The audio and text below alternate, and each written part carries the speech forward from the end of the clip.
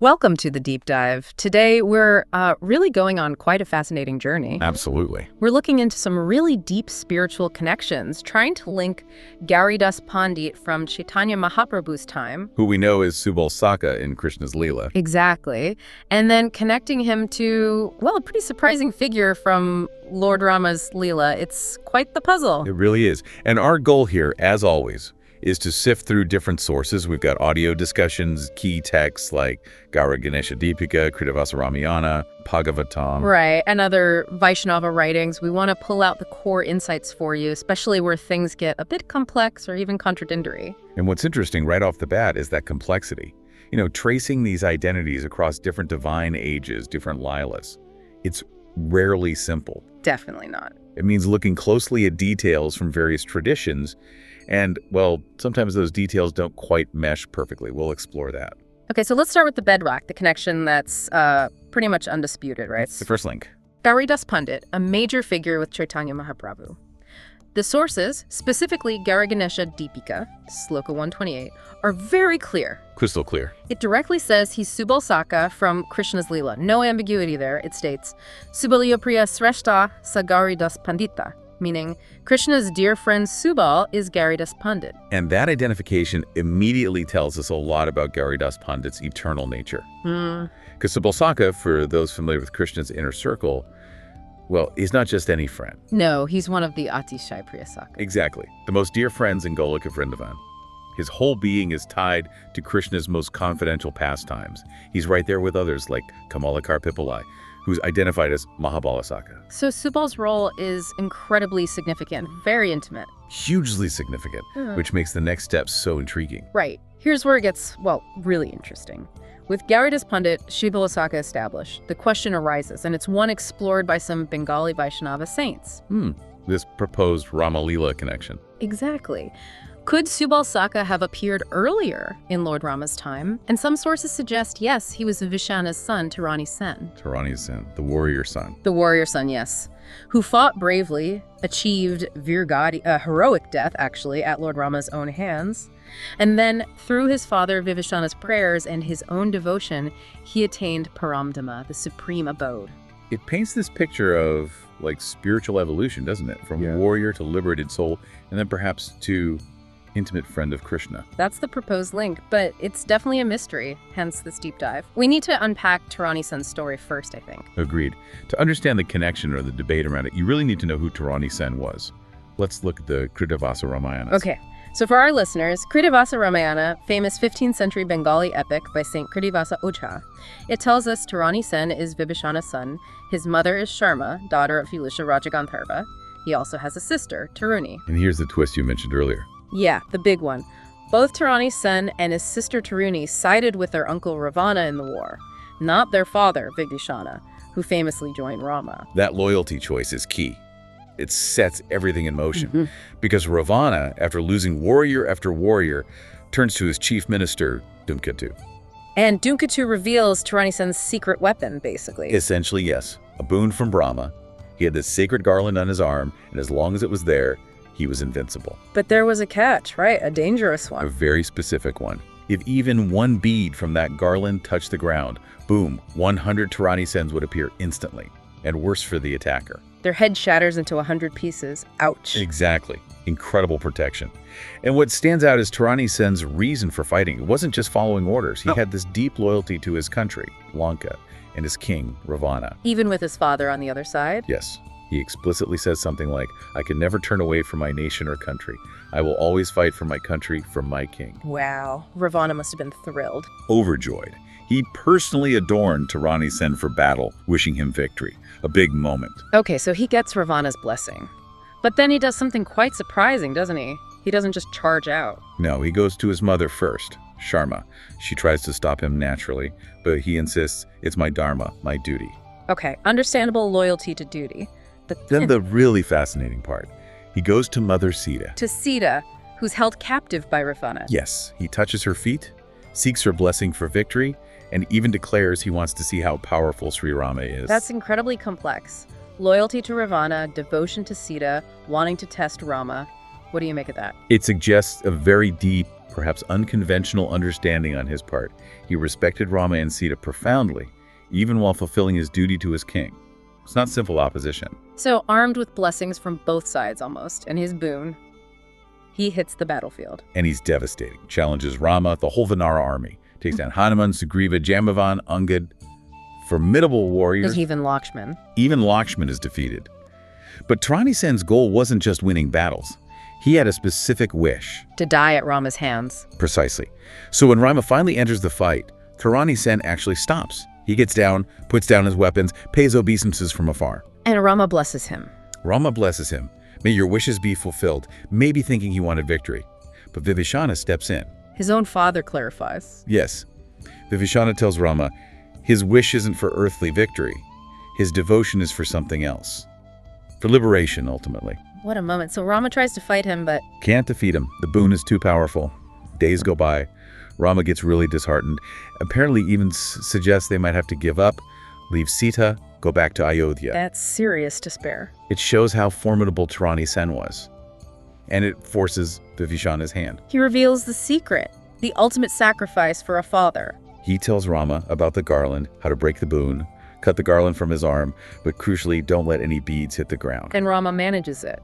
With incredible skill. An arrow cuts the garland, and Rama himself catches all the falling beads. The boon is broken. But Tarani Sen doesn't give up then. No. He then manifests like millions and crores of yakshas, these powerful beings, to fight. It takes the whole Vanara army to defeat them. And then finally, Again on Vibhishana's advice, Rama uses the ultimate weapon, the Brahmastra. and decapitates Tarani Sen. Yes. But even as his head falls, it's chanting Rama, Rama. Oh, just, wow, even in death, that devotion. Incredible, isn't it? Vibhishana, seeing his son die, is heartbroken, weeping. Understandably. But Rama consoles him. He explains the body is temporary and praises Tarani Sen's loyalty to his country, even though he fought against them. Rama himself expresses sorrow. And grants him liberation. Yes, grants him Paramdhama, the supreme abode. He ensures Tarani Sen's liberation and personally arranges the final rites. It's a story full of valor, complex loyalty, deep devotion, and ultimately divine compassion. It really is an incredibly powerful story. And this brings us right back to the core question. The potential connection. Is this heroic, devoted Tarani Sen who achieved the highest liberation from Rama? Is he the one who later became Subalsaka and then Gauri Das Pandit, as some Bengali Vaishnava saints propose? It's a beautiful idea, that spiritual trajectory. Yeah. But as you said earlier, this is where things get a bit tricky theologically. Right, because not everyone agrees with this connection. Exactly. Many other Vaishnava saints, especially within the main Gaudiya lineage founded by Chaitanya Mahaprabhu himself, hold a different perspective. And it's really important we understand why. Okay, so what's the main counter-argument? The absolute key point is this. There's just no documented proof for the Tarani Sen to Subalsaka link in what are considered the primary authoritative scriptures. So not in the Vedas, Upanishads, Puranas like Srimad Bhagavatam written by Ved Vyasa. Correct. Not there. And significantly, it's not mentioned by any of the major Gaudiya Vaishnava acharyas in their core writings, their commentary. We're talking figures like the six Goswamis, Rupa, Sanatana, Jiva. Yes. Or later foundational acharyas like Vishwanath Chakravarti Thakur, Bhaktivinoda Thakur, Bhaktisiddhanta Saraswati Thakur, Prabhupada. Or within the lineages of more recent gurus like Bhaktivedanta Maharaj, Bhaktivedanta Maharaj, Bhakti Pramod Puri Maharaj, Sridhar Maharaj. It's absent from their authoritative teachings on these identities. That's a significant absence. It is. And it also touches on the fact that there are different Ramayanas, right? We mentioned Krittivasa, but there's Valmiki, Tulsidas Ram, Chartmanas, and others too. Like the Ananda Ramayana or Kalki Purana. Right, which sometimes contains stories like Rama blessing a maid to become Radha, or Sita defeating Ravana, or Brahma praying to Durga for Rama's win that aren't accepted as, let's say, universally canonical within the Gaudiya Vaishnava framework for understanding these core truths. So the point is, a story from one specific regional Ramayana, however beautiful or devotional, might not be taken as the definitive source for tracing the eternal identity of someone like Subalsaka, especially when it contradicts other core theological principles.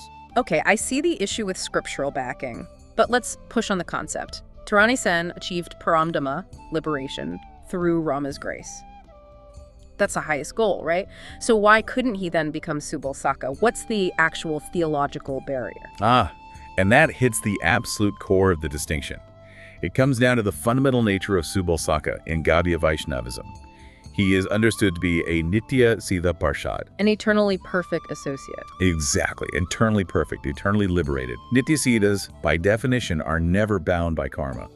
Their appearance in the material world is only for participating in the Lord's divine Leelas, his pastimes. Not because of past actions or needing liberation. Precisely. Their birth isn't a result of karma, it's purely for Leela. They are always in the direct, uninterrupted, loving service of the Lord in the spiritual world. They don't fall and they get liberated back. Okay. And how does that apply to Subal specifically? Well, text describing Krishna's intimate Vrindavan, Leela's Bhakti Rasamrita Sindhu, Govinda Leela Mrida, Gopal Champu, they detail Subal's incredibly unique confidential roles. You mentioned facilitating Radha-Krishna meetings. Yes, acting as a messenger, a confidant, sometimes even dressing as a gopi to arrange their meetings, carrying messages, acting as this love bridge between them. He even holds up a curtain for their privacy during the rasa dance sometimes. He knows their innermost hearts. That sounds incredibly intimate. It's the height of intimacy. And these specific Vrindavan Leelas are so exclusive that even Krishna's queens in Dwarka, like Rukmini, Satyabhama, Jambavati, or even Lakshmi Devi herself, can't enter them in that same way. Wow. So connecting that back. If you connect that back, the argument from the Acharyas is clear. Tarani Sen, despite his incredible devotion and achieving liberation, Brahmdama, was still born into the material world due to circumstances, fought in a war, and died. His story involves karma and liberation from it. Even if that liberation was glorious. Absolutely. But a Nitya Siddha, like Subal is eternally beyond that cycle. He's always been in Goloka Vrindavan, participating in these highest pastimes, never subject to karmic birth and death. So, from this theological standpoint, someone who attained liberation cannot become someone who was never bound in the first place. They are fundamentally different categories of spiritual beings. Okay, that clarifies the distinction dramatically. It's not about diminishing Tarani Sen's devotion or liberation, but about defining the specific nature of a Nitya Siddha. Exactly. It's a nuanced theological point about the different ways souls relate to the Lord and the spiritual world. So let's try and wrap this up for everyone. We started with a clear link. Gauri Das Pandit is Subal. That's scripturally solid in Gaudiya Vaishnavism. Undisputed. Then we explored the truly epic and moving story of Tarani Sen from the Krittivasa Ramayana, his loyalty, his complex devotion, his heroic death, and achieving liberation through Lord Rama. A powerful narrative. Absolutely compelling. We acknowledge that some Bengali Vaishnava traditions propose this. Tarani Sen is the same soul who became Subal. It's an appealing idea of progression. It has a certain narrative draw, yes. However, we then looked at the counter perspective from mainstream Gaudiya Acharyas, the lack of direct proof in primary scriptures. And crucially, the theological understanding of Subal as a Nitya Siddha Parshad, an eternally perfect associate, never subject to karma or the need for liberation, unlike Tarani Sen who achieved it. Right, so it highlights this fascinating tension, doesn't it? Between the incredible power of devotion to grant even the highest liberation, like Tarani Sen received, and the very specific theological category of Nitya Siddha associates who are eternally situated in that liberated state, serving in the most intimate Leelas. It really makes you appreciate the different layers of understanding spiritual identity and attainment within this tradition. It's not always a simple A leads to B. Indeed. And maybe the takeaway isn't about proving one story right and the other wrong in an absolute sense for everyone, but understanding the different frameworks. You can appreciate the devotional beauty in Tarani Sen's story. And his attainment. Yes, while also appreciating the meticulous theological distinctions the Acharyas make about the eternal nature of Krishna's closest friends. Both have value. That leads perfectly to a final thought, maybe, something for you, our listeners, to mull over. Yeah, perhaps think about this. How do we hold both these ideas? The idea that profound devotion, like Tarani Sen's, can lead to the absolute highest destination, liberation itself, and yet also hold the understanding of these eternally perfect, never-fallen associates like Subal. What does this tell us about the different ways to connect with the divine? And maybe why certain stories resonate more within specific traditions or for specific devotional moods? It's something deep to consider. A really profound question to leave you with. It gets to the heart of devotion, theology, and personal connection. Thank you for joining us on this intricate, deep dive. Keep exploring, keep questioning. We'll see you next time.